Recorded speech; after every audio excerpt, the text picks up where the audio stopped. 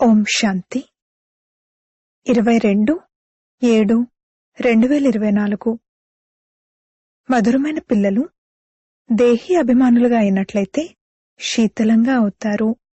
వికారాల దుర్గంధం తొలగిపోతుంది. అంతర్ముఖులుగా అవుతారు. పుష్పాలుగా అవుతారు.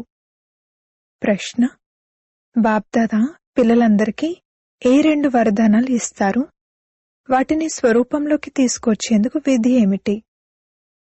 జవాబు: బాబా పిల్లలందరికీ శాంతి మరియు సుఖం యొక్క వరదానాలు ఇస్తారు. బాబా అంటారు, పిల్లలు, మీరు శాంతిలో ఉండే అభ్యాసం చేయండి. ఎవరైనా తప్పుగా మాట్లాడితే మీరు వారికి జవాబు ఇవ్వకండి. మీరు శాంతిగా ఉండాలి. వ్యర్థమైన పరచింతన విషయాలను మాట్లాడకూడదు. ఎవ్వరికీ దుఃఖాన్ని ఇవ్వకూడదు. నోటిలో శాంతి అనే నాణం వేసుకున్నట్లయితే ఆ 2 వరదానాలు స్వరూపంలోకి వచ్చేస్తాయి. ఓం శాంతి. మధురాతి మధురమైన పిల్లలు ఒక్కోసారి సమ్ముఖంగా ఉంటారు, ఒక్కోసారి దూరంగా వెళ్ళిపోతారు. ఎవరైతే స్మృతి చేస్తారో వారే సమ్ముఖంగా ఉంటారు. ఎందుకంటే స్మృతి యాత్రలోనే అంతా ఇమిడి ఉంది. దృష్టి ద్వారా అతీతంగా చేశారు అని గానం చేయబడుతుంది కదా. ఆత్మ దృష్టి పరంపిత వైపుకు వెళ్తుంది. తనకు ఇంకేమీ నచ్చదు. వారిని స్మృతి చేయడం ద్వారా వికర్మలు వినాశనమవుతాయి. కావున తమపై తాము ఎంత జాగ్రత్తను ఉంచుకోవాలి. స్మృతి చేయకపోతే వీరి యోగం తెగిపోయింది అని మాయ భావిస్తుంది. కావున తన వైపుకు లాగుతుంది. ఏదో ఒక తప్పుడు కర్మం చేయించేస్తుంది. ఇటువంటి తండ్రిని నిందింపజేస్తారు. బాబా, నా వారైతే మీరొక్కరే, ఇంకెవ్వరూ లేరు అని భక్తి మార్గంలో గానం చేస్తారు. కావుననే తండ్రి అంటారు, పిల్లలు, గమ్యం చాలా ఉన్నతమైనది. పని చేస్తూ తండ్రిని స్మృతి చేయడం, ఇది ఉన్నతోన్నతమైన గమ్యం. దీనికి చాలా మంచి అభ్యాసం కావాలి. లేకపోతే తప్పుడు పనులు చేసే నిందకులుగా అయిపోతారు. ఉదాహరణకు, ఎవరికైనా క్రోధం వస్తే వారు పరస్పరం కొట్లాడుకుంటూ గొడవపడుతూ ఉంటే అది కూడా నిందింపజేసినట్లే కదా. ఇందులో చాలా జాగ్రత్తగా ఉండాలి. మీ గృహస్థ వ్యవహారంలో ఉంటూ బుద్ధిని తండ్రితో జోడించాలి. ఎవరూ సంపూర్ణంగా అయ్యారని కాదు, మేము దేహీ అభిమానులుగా అవ్వాలి అనే విధంగా ప్రయత్నం చేయాలి. దేహాభిమానంలోకి రావడం వల్ల ఏవో తప్పుడు పనులు చేస్తారు, అనగా తండ్రిని నిందింపజేస్తారు. తండ్రి అంటారు, ఇటువంటి సద్గురువును నిందింపజేసేవారు లక్ష్మీనారాయణలుగా అయ్యే గమ్యాన్ని చేరుకోలేరు. అందుకే పూర్తి పురుషార్థం చేస్తూ ఉండండి. తద్వారా మీరు చాలా శీతలంగా అవుతారు. పంచవికారాల విషయాలన్నీ తొలగిపోతాయి. తండ్రి ద్వారా ఎంతో శక్తి లభిస్తుంది. కార్యవ్యవహారాలు కూడా చేయాలి. తండ్రి కర్మలు చేయకండి అని అనరు. అక్కడ మీ కర్మలు అకర్మలుగా అవుతాయి. కలియుగంలో ఏ కర్మలైతే జరుగుతాయో అవి వికర్మలుగా అవుతాయి. ఇప్పుడు సంగమ యుగంలో మీరు నేర్చుకోవాల్సి ఉంటుంది. అక్కడ నేర్చుకునే విషయమేది ఉండదు. ఇక్కడి శిక్షణే అక్కడకు మీతో పాటు వస్తుంది. తండ్రి పిల్లలకు అర్థం చేయిస్తున్నారు, బాహ్యముఖత మంచిది కాదు, అంతర్ముఖి భవ. పిల్లలైన మీరు అంతర్ముఖులుగా అయ్యే సమయం కూడా వస్తుంది. తండ్రి తప్ప ఇంకేదీ గుర్తుకు రాదు. మీరు రావడం కూడా అలాగే వచ్చారు. అప్పుడు మీకు ఎవ్వరి స్మృతి లేదు. గర్భం నుండి ఎప్పుడైతే బయటకు వచ్చారో అప్పుడు వీరు నా తల్లి తండ్రి, వీరు ఫలానా అని తెలిసింది. కావున ఇప్పుడు మళ్ళీ అలాగే వెళ్ళాలి. మనం ఒక్క తండ్రికి చెందిన వారము. వారు తప్ప ఇంకెవ్వరూ బుద్ధిలో గుర్తుకు రాకూడదు. ఇంకా సమయం ఉంది, కాని పురుషార్థమైతే పూర్తిగా చేయాలి. శరీరంపై ఏ నమ్మకమూ లేదు. ఇంట్లో కూడా ఎంతో శాంతి ఉండాలి, కలహాలు ఉండకూడదు అని ప్రయత్నిస్తూ ఉండాలి. లేకపోతే వీరిలో ఎంత అశాంతి ఉంది అని అందరూ అంటారు. పిల్లలైన మీరైతే చాలా శాంతిగా ఉండాలి. మీరు శాంతి వారసత్వాన్ని తీసుకుంటున్నారు కదా. ఇప్పుడు మీరు ముళ్ళ మధ్యలో ఉంటున్నారు. మీరు పుష్పాల మధ్యలో లేరు. ముళ్ళ మధ్యలో ఉంటూ పుష్పాలుగా అవ్వాలి. మీరు ముళ్ళుగా అయిపోకూడదు. ఎంతగా మీరు తండ్రిని స్మృతి చేస్తారో అంతగా శాంతిగా ఉంటారు. ఎవరైనా తప్పుగా మాట్లాడినా మీరు శాంతిగా ఉండండి. ఆత్మ ఉన్నదే శాంతి స్వరూపం. ఆత్మ స్వధర్మము శాంతి. ఇప్పుడు మనం ఆ ఇంటికి వెళ్లాలని మీకు తెలుసు.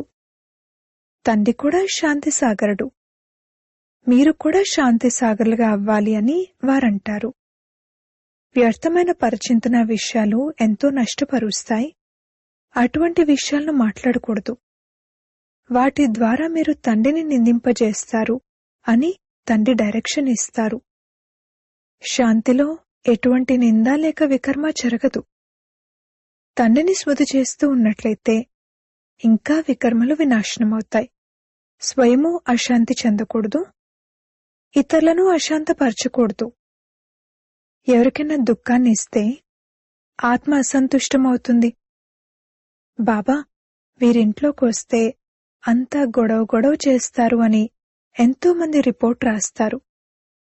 అప్పుడు బాబా రాస్తారు, మీరు మీ శాంత స్వధర్మంలో ఉండండి. హాతం తాయి కథ కూడా ఉంది కదా. అతనితో నీవు నోట్లో నాణం వేసుకో, అప్పుడిక శబ్దమే వెలువడదు, మాట్లాడలేవు అని అన్నారు. పిల్లలైన మీరు శాంతిలో ఉండాలి. మనుషులు శాంతి కోసం ఎన్నో ఎదురుదెబ్బలు తింటారు. మన మధురమైన బాబా శాంతి సాగరుడని పిల్లలైన మీకు తెలుసు. శాంతింపజేస్తూ విశ్వంలో శాంతి స్థాపన చేస్తారు. మీ భవిష్య పదవిని కూడా స్మృతి చేయండి. అక్కడ ఒకే ధర్మం ఉంటుంది, ఇంకే ధర్మము ఉండదు. దానినే విశ్వంలో శాంతి అంటారు. మళ్లీ ఎప్పుడైతే ఇతర ధర్మాలు వస్తాయో అప్పుడు హంగామాలు జరుగుతాయి. ఇప్పుడు ఎంతటి శాంతి ఉంటుంది. మా ఇల్లు అదే, మా స్వధర్మం శాంతి అని మీరు భావిస్తారు. శరీరం యొక్క స్వధర్మం శాంతి అనైతే అనరు. శరీరం వినాశీ వస్తువు, ఆత్మ అవినాశీ వస్తువు. ఎంత సమయమైతే ఆత్మలక్కడుంటాయో అంత సమయము ఎంత శాంతిగా ఉంటాయి. ఇక్కడైతే మొత్తం ప్రపంచంలో అశాంతి ఉంది. అందుకే శాంతిని కోరుకుంటూ ఉంటారు. కాని సదా శాంతిలో ఉండాలని ఎవరైనా కోరుకున్నా అదైతే జరగదు. 63 జన్మలు అక్కడున్నా కాని మళ్లీ తప్పకుండా ఇక్కడికి రావాల్సి ఉంటుంది. తమ సుఖదుఖాల పాత్రను అభినయించి మళ్లీ అక్కడికి వెళ్లిపోతారు. డ్రామాను చాలా బాగా ధ్యానంలో ఉంచుకోవాల్సి ఉంటుంది.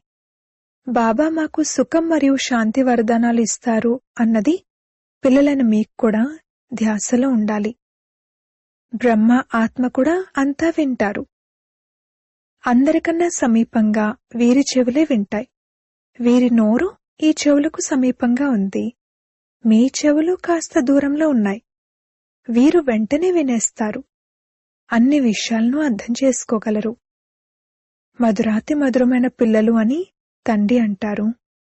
మధురాతి మధురమైన వారు అని అందర్నీ అంటారు. ఎందుకంటే అందరూ పిల్లలే. జీవాత్మలు ఎవరైతే ఉన్నారో వారంతా తండ్రికి అవినాశీ పిల్లలు. శరీరమైతే వినాశి, తండ్రి అవినాశి. అలాగే పిల్లలైన ఆత్మలు కూడా అవినాశియే. తండ్రి పిల్లలతో సంభాషిస్తారు. దీనినే ఆత్మిక జ్ఞానం అంటారు. సుప్రీం ఆత్మ కూర్చుని ఆత్మలకు అర్థం చేయిస్తారు. తండ్రి ప్రేమైతే ఉండనే ఉంది. ఆత్మలంతా ఎవరైతే ఉన్నారో వారంతా తమో ప్రధానంగా ఉన్నారు. వీరంతా ఇంట్లో ఉన్నప్పుడు సతో ప్రధానంగా ఉండేవారని తెలుసు. కల్పకల్పము నేనొచ్చి అందరికీ శాంతి మార్గాన్ని తెలియజేస్తాను. ఇక్కడ వరాలిచ్చే విషయమేదీ లేదు. ధనవాన్ భవ, ఆయుష్మాన్ భవ అని అనరు.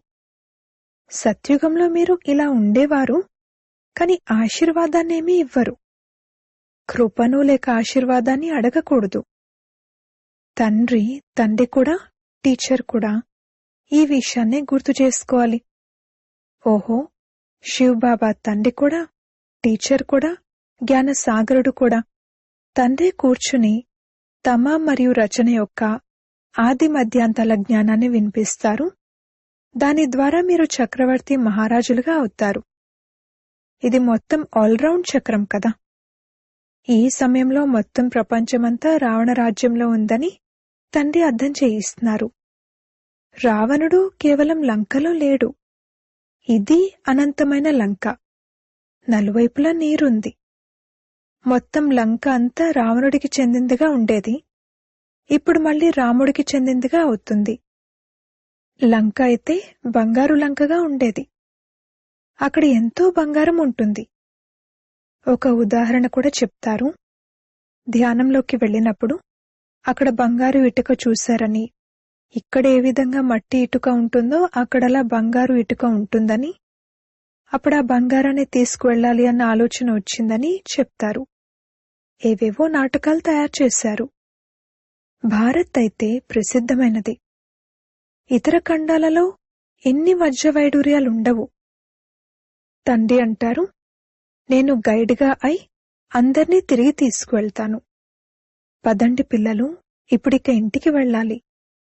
ఆత్మలు పతితంగా ఉన్నాయి. పావనంగా అవ్వకుండా అవి ఇంటికి వెళ్ళలేవు. పతితులను పావనంగా తయారు చేసేవారు ఒక్క తండ్రే. అందుకే అందరూ ఇక్కడే ఉన్నారు. ఎవ్వరూ తిరిగి వెళ్ళలేరు. అలా వెళ్లే నియమం లేదు. తండ్రి అంటారు, పిల్లలు, మాయ మిమ్మల్ని ఇంకా జోరుగా దేహాభిమానంలోకి తీసుకువస్తుంది. అది మిమ్మల్ని తండ్రిని స్మృతి చేయనివ్వదు. మీరు అప్రమత్తంగా ఉండాలి. ఈ విషయంలోనే యుద్ధం ఉంది. కళ్ళు ఎంతగానో మోసగిస్తాయి. ఈ కనులను మీ ఆధీనంలో, అధికారంలో ఉంచుకోవాలి. సోదరీ సోదరుల దృష్టి కూడా సరిగ్గా ఉండదు అని గమనించడం జరిగింది. కావున పరస్పరం సోదరులుగా భావించండి అని ఇప్పుడు అర్థం చేయించడం జరుగుతుంది. మనమంతా సోదరులమే అని అందరూ అంటూ ఉంటారు, కాని ఏమీ అర్థం చేసుకోరు. ఏ విధంగా కప్పలు బెక్కబెక్కమంటూ ఉంటాయో అలా అంటూ ఉంటారు, కానీ ఏమీ అర్థం చేసుకోరు. ఇప్పుడు మీరు ప్రతి విషయం యొక్క యథార్థ అర్థాన్ని అర్థం చేసుకున్నారు. తండ్రి మధురాతి మధురమైన పిల్లలకు కూర్చుని అర్థం చేయిస్తున్నారు. మీరు భక్తి మార్గంలో కూడా ప్రేయసులుగా ఉండేవారు. ప్రియుణ్ణి స్మృతి చేసేవారు.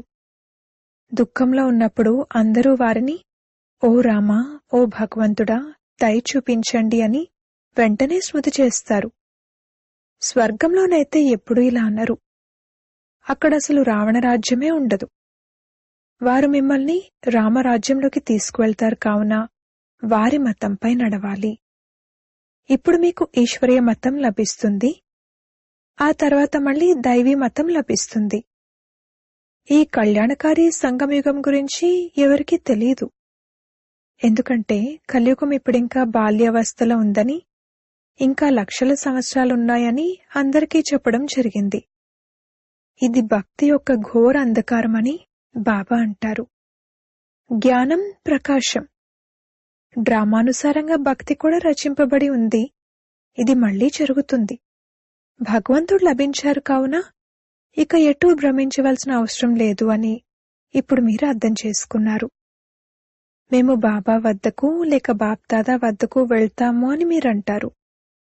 ఈ విషయాలను మనుషులు అర్థం చేసుకోలేరు. మీలో కూడా ఎవరికైతే పూర్తి నిశ్చయం కూర్చోదో వారిని మాయ ఒక్కసారిగా మింగేస్తుంది. ఒక్కసారిగా ఏనుగును మొసలి మింగేస్తుంది. ఆశ్చర్యం కలిగించేలా వింటారు. పాతవారైతే వెళ్ళిపోయారు. వారి గాయనం కూడా ఉంది. మంచి మంచి మహారథులను మాయ ఓడించేసింది.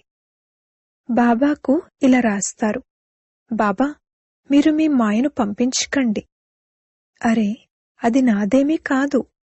రావణుడు తన రాజ్యం చేస్తున్నాడు, మనం మన రాజ్యాన్ని స్థాపన చేస్తున్నాము. ఇది పరంపరగా నడుస్తూ వస్తుంది.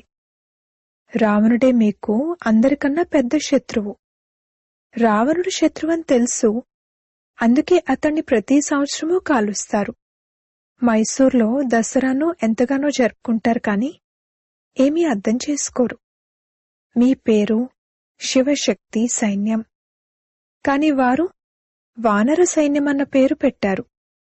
తప్పకుండా మనం కోతుల వలె ఉండేవారమని, ఇప్పుడు రావణుడిపై విజయాన్ని పొందేందుకు శివబాబా నుండి శక్తిని తీసుకుంటున్నామని మీకు తెలుసు. తండ్రే వచ్చి రాజయోగాన్ని నేర్పిస్తారు. వీటిపై కథలు కూడా అనేకం తయారు చేశారు. అమరకథ అని కూడా అంటారు. బాబా మనకు అమరకథను వినిపిస్తారని కూడా మీకు తెలుసు. అయితే ఈ కథ పర్వతంపై ఏమీ వినిపించరు. శంకరుడు పార్వతికి అమరకథ వినిపించారు అని అంటారు. శివశంకర్ల చిత్రాన్ని కూడా పెడతారు. వారిరువురిని కలిపేశారు. ఇదంతా భక్తి మార్గము. రోజు రోజుకు అందరూ తమో ప్రధానంగా అవుతూ వచ్చారు. సతో ప్రధానుల నుండి సతోగా అయితే 2 కళలు తగ్గుతాయి. త్రేతాను కూడా వాస్తవానికి స్వర్గమని అనరు. బాబా పిల్లలైన మిమ్మల్ని స్వర్గవాసులుగా తయారు చేయడానికి వస్తారు. బ్రాహ్మణ కులం మరియు సూర్యవంశ చంద్రవంశ కులం 2 స్థాపన అవుతున్నాయని తండ్రికి తెలుసు. రామచంద్రునికి క్షత్రియ గుర్తును చూపించారు. మీరందరూ మాయపై విజయాన్ని పొందే క్షత్రియులే కదా. తక్కువ మార్కులతో పాస్ అయ్యేవారిని చంద్రవంశీయులని అంటారు. అందుకే రాముడికి బాణాలు మొదలైనవి చూపించారు. హింస అయితే త్రేతాలో కూడా ఉండదు. రాముని రాజ్యంలో ప్రజలు కూడా షావుకార్లే మరియు ఆ నగరంలో అందరూ దాతలే కాబట్టి ధర్మానికి సదా ఉపకారం జరుగుతుంది అన్న గాయనం కూడా ఉంది. కాని ఈ క్షత్రియత్వపు గుర్తును చూపించటంతో మనుషులు తికమక పడతారు. ఈ ఆయుధాలు మొదలైనవేవీ ఉండవు. శక్తులకు కూడా ఈ కత్తులు మొదలైనవి చూపిస్తారు కానీ ఏం అర్థం చేసుకోరు. తండ్రి జ్ఞానసాగరుడు కావున తండ్రే ఆది మధ్యాంతాల రహస్యాన్ని అర్థం చేయిస్తారని పిల్లలను మీరిప్పుడు అర్థం చేసుకున్నారు. అనంతమైన తండ్రికి పిల్లలపై ఏ ప్రేమైతే ఉందో అది హద్దులోని తండ్రికి ఉండదు. వారు 21 జన్మల కొరకు పిల్లలను సుఖవంతులుగా చేస్తారు. కావున వారు ప్రియమైన తండ్రి కదా. తండ్రి ఎంత ప్రియమైన వారు. వారు మీ అన్ని దుఃఖాలను దూరం చేస్తారు. సుఖం యొక్క వారసత్వం లభిస్తుంది. అక్కడ దుఃఖం యొక్క నామరూపాలే ఉండవు. ఇప్పుడు ఇది బుద్ధిలో ఉండాలి కదా. ఇది మర్చిపోకూడదు. ఇదెంత సహజం. కేవలం మురళిని చదివి వినిపించాలి. అయినా బ్రాహ్మణి కావాలి అంటారు. బ్రాహ్మణి లేకుండా ధారణ జరగదు అని అంటారు. అరే, సత్యనారాయణుడి కథనైతే చిన్నపిల్లలు కూడా గుర్తు చేసుకుని వినిపిస్తారు. కేవలం తండ్రిని స్మృతి చేయండి అని నేను మీకు రోజూ అర్థం చేయిస్తాను. ఈ జ్ఞానమైతే 7 రోజుల్లో బుద్ధిలో కూర్చుండిపోవాలి కానీ పిల్లలు మర్చిపోతారు. బాబా అయితే ఆశ్చర్యపోతారు. అచ్చా, మధురాతి మధురమైన సిక్కిలదే పిల్లలకు మాతా పిత బాప్దాదాల ప్రియ స్మృతులు మరియు గుడ్ మార్నింగ్. ఆత్మిక పిల్లలకు ఆత్మిక తండ్రి నమస్తే. ధారణ కొరకు ముఖ్య సారము. మొదటి పాయింట్, తండ్రిని ఆశీర్వదించమని లేక కృప చూపించమని అడగకూడదు. తండ్రిని, టీచర్ను, గురువును స్మృతి చేసి మీపై మీరే కృప చూపించుకోవాలి. మాయతో అప్రమత్తంగా ఉండాలి. కళ్ళు మోసగిస్తాయి. వీటిని మీ ఆధీనంలో ఉంచుకోవాలి. 2, వ్యర్థమైన పరిచింతన విషయాలు ఎంతో నష్టపరుస్తాయి. అందుకే ఎంత వీలైతే అంత శాంతిగా ఉండాలి. నోటిలో నాణం వేసుకోవాలి. ఎప్పుడూ తప్పుగా మాట్లాడకూడదు. స్వయము అశాంతిగా అవ్వకూడదు. అలాగే ఎవరిని అశాంతపరచకూడదు. వరదానము. తండ్రి సహాయంతో శూలాన్ని ముల్లుగా చేసే సదా నిశ్చింత మరియు ట్రస్టీ భవ. గతంలోని లెక్కాచారాలు శూలం వంటివి. కాని తండ్రి సహాయంతో అవి ముల్లులా అయిపోతాయి. పరిస్థితులు తప్పకుండా వస్తాయి, ఎందుకంటే అన్నింటినీ ఇక్కడే సమాప్తం చేయాలి. కాని తండ్రి సహాయం వాటిని ముల్లులా చేస్తుంది. పెద్ద విషయాన్ని చిన్నగా చేస్తుంది. ఎందుకంటే పెద్ద తండ్రి తోడుగా ఉన్నారు. ఈ నిశ్చయం ఆధారంతోనే సదా నిశ్చింతగా ఉండండి మరియు ట్రస్టీగా అయి నాది అన్న దానిని నీదిలోకి మార్చి తేలిగ్గా అవ్వండి. అప్పుడు అన్ని భారాలు ఒక్క క్షణంలో సమాప్తమైపోతాయి. స్లోగన్: శుభభావన స్టాక్ ద్వారా నెగటివ్ను పాజిటివ్లోకి పరివర్తన చేయండి. ఓం శాంతి.